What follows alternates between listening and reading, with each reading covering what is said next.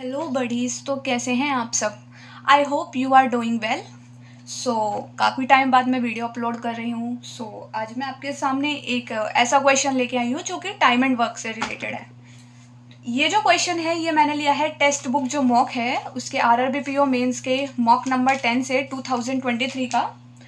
उसमें एक क्वेश्चन था जो मुझे लगा कि उसमें आपको एक राइट अप्रोच पता होनी चाहिए जब आप उस क्वेश्चन को पिक कर रहे हैं तो मेंस के अंदर, क्योंकि मेंस में हम देखते हैं RRBPO मेंस में जो टाइम होता है वो लिमिटेड होता है। मतलब हमें ज़्यादा से ज़्यादा मार्क्स गेन करने होते हैं RRBPO मेंस में, क्योंकि उसकी जो कट ऑफ होती है वो थोड़ी सी हाई जाती है comparison to IBPS PO and SBI PO mains.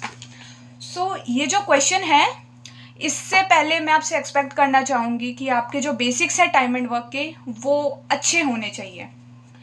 इस क्वेश्चन के अकॉर्डिंग कहा गया है कि ए है can do a certain work in 18 days, यानी कि जो ए है वो एक काम को 18 डेज में कंप्लीट करता है।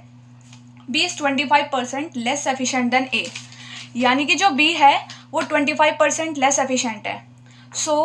बेसिक्स में ये बताया जाता है हमें अच्छे से कि जैसे ए एंड बी दो पर्सन्स हैं, उनके हमें एफिशिएंसी का रेशो दिया गया है। उसका जस्ट जो अपोजिट होता है वो उनके नंबर ऑफ डेज होते हैं, यानी कि ए और बी का जो रेशो है उनकी एफिशिएंसी का रेशो है, जितना वो टाइम ले रहे हैं उसके अपोजिट ही उनके डेज का रेशो होगा कि वो कितने दिन में उस काम को पूरा करेंगे।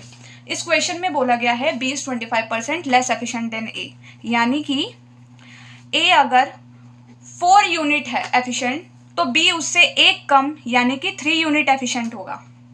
ये हो गया इसकी एफिशिएंसी का रेशो। इसका जस्ट अपोजिट होगा किसका, number of days taken by them, यानी कि ए अगर उस काम को पूरा करने में 3 यूनिट्स लेता है तो बी उस काम को पूरा करने में 4 यूनिट्स लेगा। अब हमें पता है कि ए 18 डेज लेता है, यानी कि 3 यूनिट्स की वैल्यू 18 डेज, यानी कि 4 यूनिट की वैल्यू कितनी आ जाएगी 24 डेज।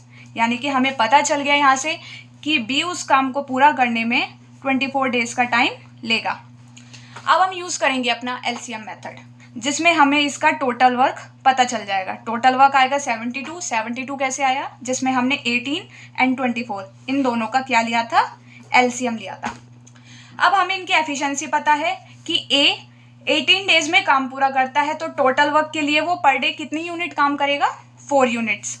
और सेम ऐसे ही बी अगर 24 डेज में टोटल काम पूरा करता है, 72 यूनिट्स काम पूरा करना है, तो वो पर डे 3 यूनिट्स से काम करेगा, तब जाके उसका जो पूरा काम है वो 24 डेज में हो जाएगा। चलिए अब आगे देखते हैं। A alone work for few days and then B joined him, both work together till the completion of the work. इसमें बोला गया है कि स्टार्टिंग जो की थी काम की वो ए ने की थी और बी ने फिर कुछ टाइम बाद ए को ज्वाइन किया। इसमें कहीं भी ये मेंशन नहीं है कि ए ने बीच में काम छोड़ दिया, तो इससे हम मान सकते हैं कि ए जो था वो स्टार्टिंग से लेके एंड तक बना रहा था उस काम में। यानी कि अब आगे इसमें बोला गया है the entire work got completed in 12 days, पूरा वर्क 12 दिन में कंप्लीट हुआ। तो इससे हम ये एज्यूम कर सकते हैं कि ए ने पूरे 12 दिन काम किया होगा। 12 डेज पर डे वो कितना यूनिट काम करता है, 4 यूनिट्स, यानी कि उसने 48 यूनिट्स काम अकेले किया है।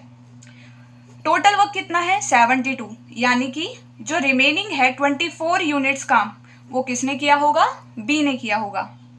24 यूनिट्स काम पर डे कितना काम करता है बी पर डे काम करता है 3 यूनिट्स के अकॉर्डिंग, यानी कि उसने जो काम पूरा किया होगा वो पूरा किया होगा उसने 8 डेज में। तो इससे हम ये मान सकते हैं कि ए और बी दोनों ने मिलाकर 8 डेज साथ में काम किया होगा। Thank you for watching. अगर आपको ये वीडियो पसंद आती है तो प्लीज़ इसे लाइक, शेयर एंड सब्सक्राइब ज़रूर कीजिएगा। और अगर आपको इस वीडियो से रिलेटेड कोई भी फीडबैक देना हो तो प्लीज़ कमेंट बॉक्स में अपना फीडबैक मुझे ज़रूर दीजिएगा, इससे मेरी बहुत हेल्प होगी। Thank you for watching this video.